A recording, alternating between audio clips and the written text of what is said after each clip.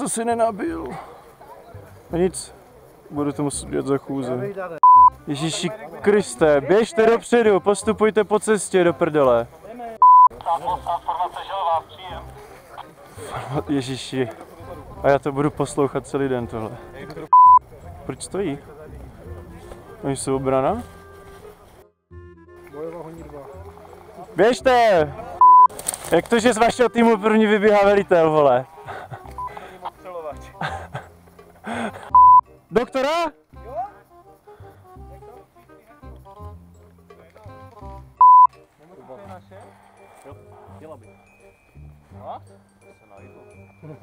Tam jídlo? Dobré, my tam běhneme tam. Mám! Doktor! Mám! Tak jdem. To byla blbá pozice. Tak to jsme našli celkem rychle.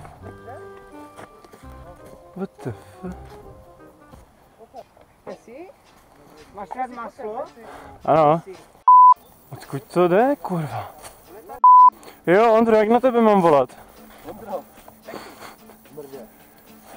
No ne, Martin mi říkal, ať ti říkám Špeku. Jo? Tak. Martin, dostaneš dávku. Běž tam a dostaneš dávku, jsem chtěl říct. Můžu ti říkat Špeky, to je dobré. A co třeba Tuky? Jo, to myslím, že Dobře, tak s moci mé svěřené tě přejmenovávám na Tukyho. Ano? Doufám, že s věnováním, jinak ho nechci. To je dost dobrý, to mi stačí. Mám! Doktor!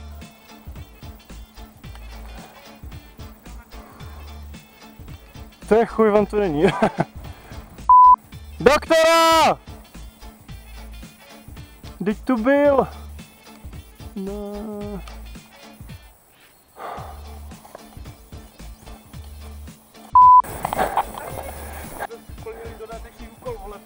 Co to bylo? My jsme přijeli, vole. Ještě, vole. A kaj? Jsem šel a... To bylo to.